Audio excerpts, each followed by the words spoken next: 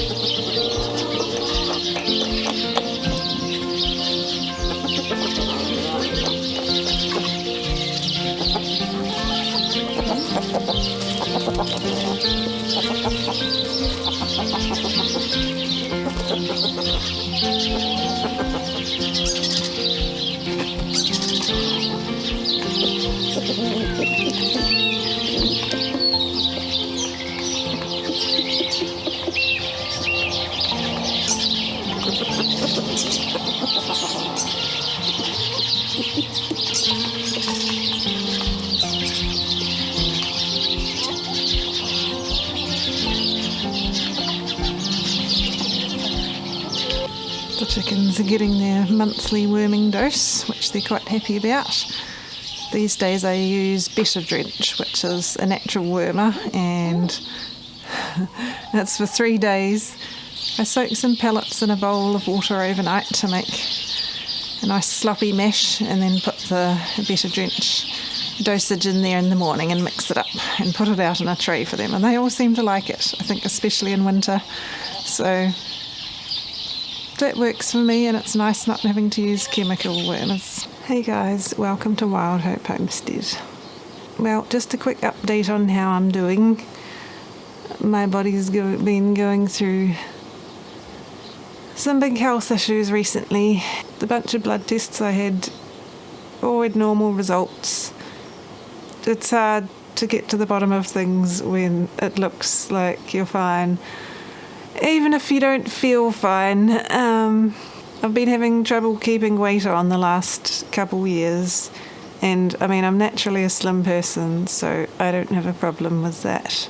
But I was not happy with my weight, so I got some blood tests done around the start of last year, and everything seemed to be fine, but it's kind of carried on, and it doesn't sit well with me. I don't want to be unhealthy thin and tired is written all over me at the moment, and that's not the way I should be, especially when I'm eating good homegrown food, mostly grown from scratch.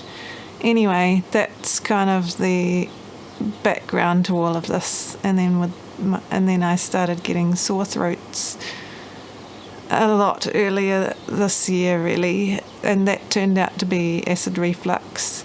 Even though I don't get the acid taste, I get hiccups or burps that come up. That seems to be bringing acidic gas up, which is hurting my throat and esophagus. So after the blood tests, the doctor was kind of hemming and hawing because it didn't really look like much was wrong. I'm on the medication for acid reflux, as well as taking an antacid liquid. But I knew there was other stuff going on as well, so I said that I really wanted to get things checked out. So I got an upper abdomen ultrasound scan done, and that showed multiple small polyps on my gallbladder. Aside from that, everything else looked fine. So I've been referred to a specialist and finally got an appointment, which is really good. I'm going to be having a gastroscopy in a couple of weeks, which is kind of scary. I was doing it and thinking about what they could find, but it sounds like the person who's doing it is very experienced, and it sounds like exactly what I need to figure out what's really going on, because she'll be able to look down my esophagus into my stomach and down into my duodenum and take any samples, do the proper test for celiac disease, which I've had the blood test, but it doesn't really tell anything if I'm not eating gluten. Or even last year, at the start of the year, I was eating gluten for a few weeks, but it wasn't really a whole lot of gluten since I can't eat yeast. I can't eat bread because yeast causes me some issues too. So, well, initially I thought that was that. I don't know if that was an accurate test. So she'll be able to test for celiac disease and H. pylori, which is the bad bacteria that can be in the stomach, among other things. I mean, there are multiple possibilities, but thinking about everything, I think there's probably something going on in my gut that we need to sort out. The medication I'm taking is causing issues with my stomach. I didn't have any noticeable issues with my stomach up high before I started taking the medication.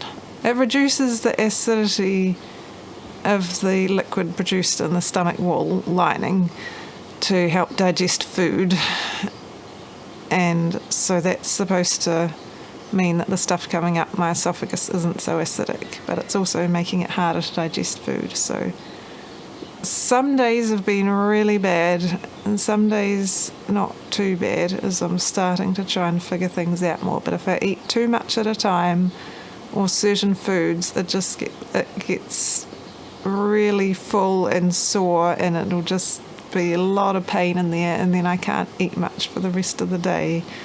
And I haven't been sleeping well. It's been a lot. But the other weird thing that happened this week was there's no decent way to say this, but it seems that our troubled trip to Malaysia last year had one final parting shot, which was giving me roundworms. And that was kind of a shock, because larger worms are not very common in New Zealand at all. So I was second-guessing myself, but I called the doctor because it did look very much like a worm. I mean, it's... I kind of have to laugh, because if I don't laugh, I'll cry, but... Yep, I picked up crazy worms in Malaysia. And it's been a year and I had no idea, and I'm so glad that I discovered that, otherwise I would not have known. So I've been treated for that now. The others are still finishing off their required doses too, so at least we know that all of our family will have been treated for that. So that would not have been helping with anything. It's probably not the cause, because there was other stuff going on before then, but it was just another thing for my body to deal with. So feeling quite sorry for my poor body and everything that it's been going through. And I have no idea why I'm going through all this stuff at the moment, but I know God has a purpose in everything, and if something good can come out of this, if it can be some help to someone else or bring God glory or whatever, then so be it. But I definitely would like to get healed and get my body fixed up and feeling better again. I had so many great plans for this winter of carrying on with house renovations and getting the garage tidied up and